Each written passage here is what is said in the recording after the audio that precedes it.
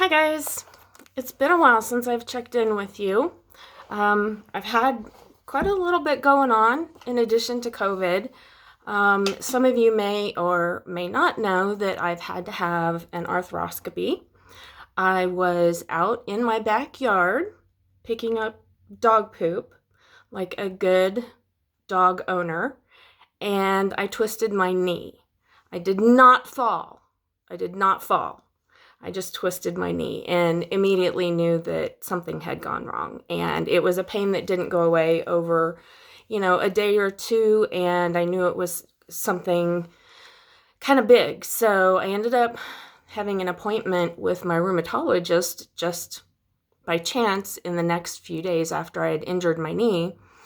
And he had me take x-rays and an MRI, and the determination was that I had a torn meniscus and that I was going to have surgery to repair it. So I went to an orthopedic surgeon, and he gave me an initial exam and said, we're going to go in and fix this, and most likely in a week you'll be back up and running again, running in, air quotes. Back up and moving again, and it's going to take some time for your knee to heal, but you should still be able to resume normal day activities, which means just, still hanging out at home because COVID, but whatever. So I brought some illustrations to show you kind of what happened if you're not sure of like what these parts are in the knee. Please excuse me, I have to wear my glasses because I am reading. So, this is your knee. Right here is your femur, which is your thigh bone. This is your kneecap. This white area right here is cartilage. And these little gray circles right here are the meniscus. And then this is your lower bone, your tibia, your shin bone, which is your tibia. So these little circles right here, they are like little C-shaped discs. And they sit like this, and they're as a cushion for your thigh bone, in between your thigh bone and your shin bone. So they're like little shock absorbers. And what happened when mine torn was, I think this one shows you. I think it was this one right here, where it tore on the end. And what ended up happening is every time I would bend my knee, that would kind of like flip up and tear more, and it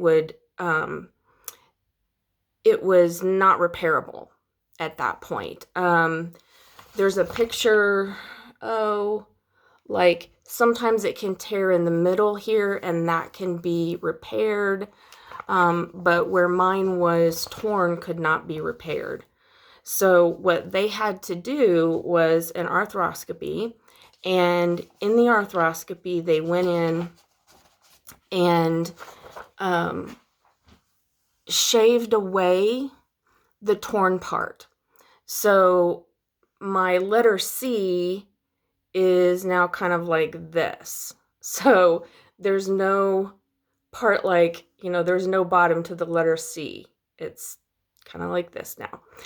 And that means that there's no cushion in between my thigh bone and my shin bone. I also had a lot of osteoarthritis. And I found this illustration, and this is, I just cannot believe how gross some of these things are. So this is a normal knee, how your normal knee looks. And then this is a knee with osteoarthritis. So you can see here within the cartilage how there's holes in it. You can also see these extra bumps, and they're called bone spurs. And What happened in my knee is on my, let's see, that one doesn't have the kneecap. So in this one, on the kneecap, there's cartilage behind the kneecap. And this is not because of osteoarthritis, but I have no cartilage on the back of my kneecap any longer. That is rheumatoid arthritis. So yay, rheumatoid arthritis. So that means that when you bend your knee, your kneecap moves. I don't have any cushion on the back of my kneecap anymore. So also this cartilage here had been damaged from osteoarthritis. So I've got missing cartilage on my thigh bone. The back of my kneecap has no cartilage, so it has no cushion. My meniscus has been torn and had to be cut away. And there's also a spot on my shin bone on the outside. I think this is I'm not sure which is the outside. Anyway, there was a point in the shin bone where this had broken, where there was just a little piece of bone sticking up. And there was nothing, the bone had been eroded away from the rest of the bone. And that could be RA, it could be osteoarthritis, it could be because I was having bone on bone movement, friction whenever I would move. But what they had to do is they actually drilled holes down into my shin bone around this one little area that stuck up to try to get, it wasn't necessarily try to get regrowth of the bone, which is how I described it in a previous post, but it was to try to get there to be like a scab tissue. So when you get a scab, it kind of fills in and kind of fills in the area from where the skin had been taken away, like if it's on your skin. So it fills in that area back up. And what they were hoping was by drilling that, it would create a scab and then a scar-like tissue. So I would no longer have that point sticking up by itself. It would then be protected with scar tissue. And I think that's kind of a long shot. I'm not exactly sure what the success rate is of this. When I first went in to talk to them, they thought it was going to be a very simple procedure. When I got out of surgery and I started talking to the nurses and the nurse practitioner and the surgeon, they told me basically that it looked like a bomb had blown up in my knee. So the meniscus here, how nice and neat this is. Mine was, let me find this picture again, where it was torn away. Where this was torn away. See how it kind of looks a little bit like my tattoo? Yeah. So I don't know if my tattoo was self-fulfilling prophecy, but they described that it looked like curtains waving because you have fluid in your knee. So this tissue is just kind of floating in that fluid. And they said it was just torn so bad that it could not be repaired. It had to be cut out.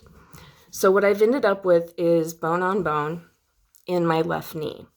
And they have been very straightforward with me, hoping that this knee surgery will buy me 1 to 2 years on what I have left of my natural knee. So they cut away the osteoarthritis, which is calcification, and so they cut that away. and cleaned it up as best they could. So most people after a week can, go back to work and go back and doing the things that they're doing. And I cannot. I have to wait 4 to 6 weeks after my procedure before I can bear any weight on my leg. And that is a very difficult thing to do. I decided not to have crutches because I had tried to use them and they were just way too awkward. And so I have a walker. And psychologically, that's horrifying. I feel like a little old lady because it has tennis balls on it, on the backs of on the legs of it. So it has little wheels on the front and then tennis balls on the back. I mean, holy shit. So I have to use this walker until about mid-April. I was not expecting that. So since a year ago when COVID started, I don't know if you recall some of my previous videos, I came out of remission at that same time. So I had spent this whole last year getting chemotherapy infusions with a drug called Rituxan. And thank God the Rituxan has worked. So I am in remission again. I just can't do anything about it. I'm not allowed to put any weight. I can do tippy toe pressure. So when I walk on my walker, I can walk flat-footed on my right foot. On my left foot, I have to use my tippy toe.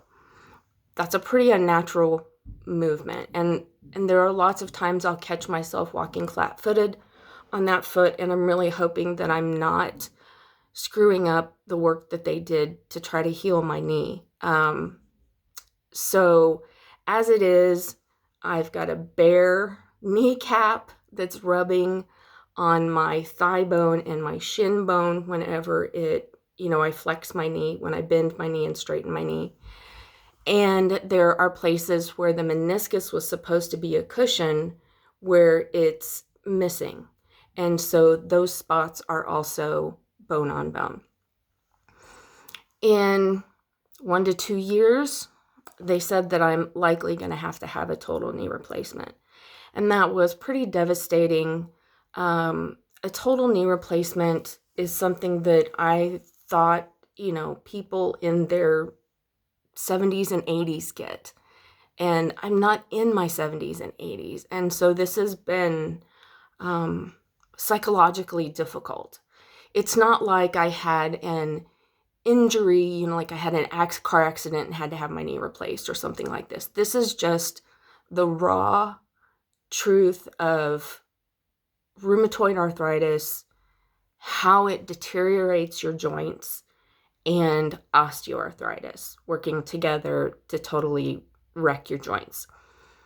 It's been very revealing to me because on your, say example, in your hands, if your hands hurt, you can see you can see how my little pinky finger's crooked, but you can't see underneath the skin. You don't know really what's going on. I don't know really what this joint looks like underneath. So this has been a way for me to understand, and I saw the MRIs, and it was pretty, it wasn't great. So it's been a very revealing thing to me to be able to see underneath the skin, and for them to have a camera in my knee and to be able to see the parts that didn't even show up in the MRI. There's no way the MRI could show that there was no cartilage on the back of my kneecap. And so that was shocking. It was very, very shocking to me. So when I first was diagnosed with rheumatoid arthritis, I just thought that meant, my joints will kind of deteriorate over time, but, I didn't really understand what that meant. And now this is a very big whack on the head about this is how rheumatoid arthritis works and how it deteriorates your joint. And I think because of the RA, the osteoarthritis moved right in. I don't know if that's necessarily the case, but if there's been an injury, osteoarthritis tends to be drawn to that area, and it kind of makes sense that the injury of rheumatoid arthritis deteriorating my knee, the osteoarthritis moved right in and said, hey, we're here, gonna jack up your knee some more.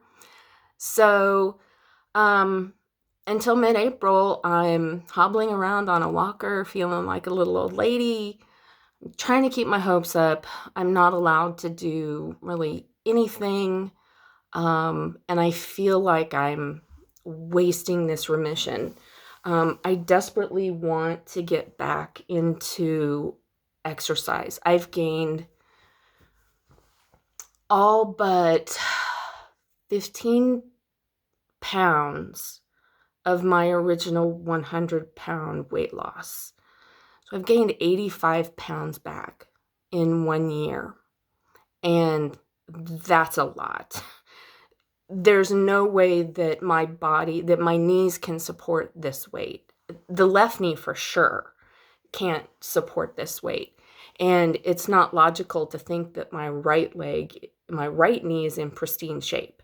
So I have to get this weight off. So fortunately, in the last couple of weeks, I've lost 10 pounds, and that's, where I'm at now, with 15 pounds away from where I started a couple of years ago when I went into remission. So I'm hoping that mid-April, when I see my surgeon again, we're going to talk about physical therapy, rehabilitative therapy, not physical therapy, but rehabilitative therapy, to get my knee back kind of functioning normally again, and to see what I can do with it.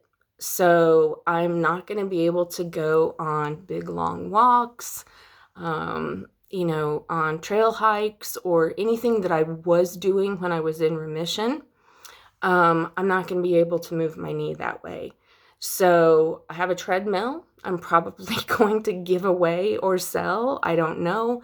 And I'm going to have to buy an elliptical because it's there's no blunt, hard force when you ride an elliptical. It's a smooth motion.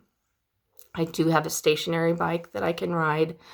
But I've gone full circle. I'm back to square one. So in 2016, I was like this, like I am now, overweight. I didn't know about my knee then, but looking up this huge mountain of, weight loss that I had to do and how to get my health back.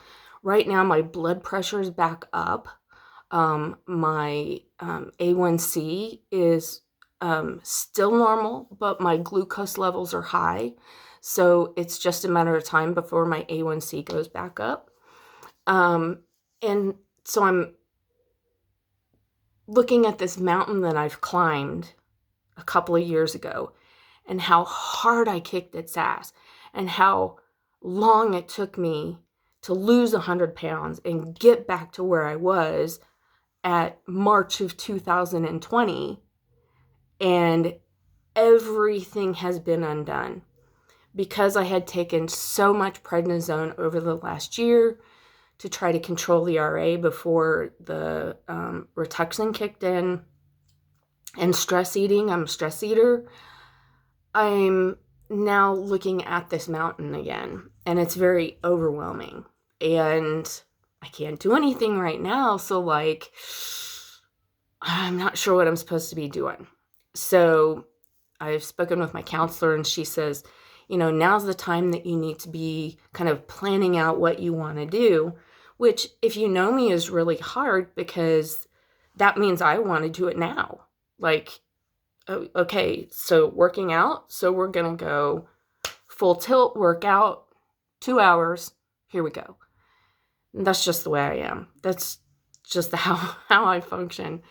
So taking it easy and doing things not as hard as I did before is going to be it's going to be really hard. And I'm sorry I'm getting kind of emotional about it. So I'm going to try to change the subject. Here, I'll put my glasses on so maybe you can't see me crying as much.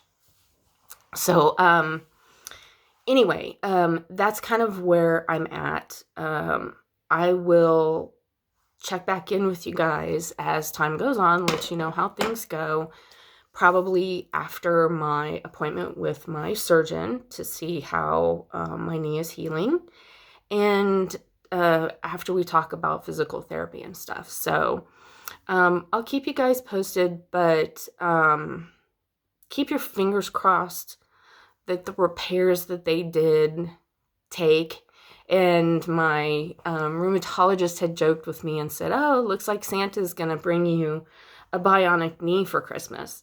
And I know he was joking, and I just was like, shit. So that was something that I didn't think that was going to happen to me within this next year. So I feel very held back.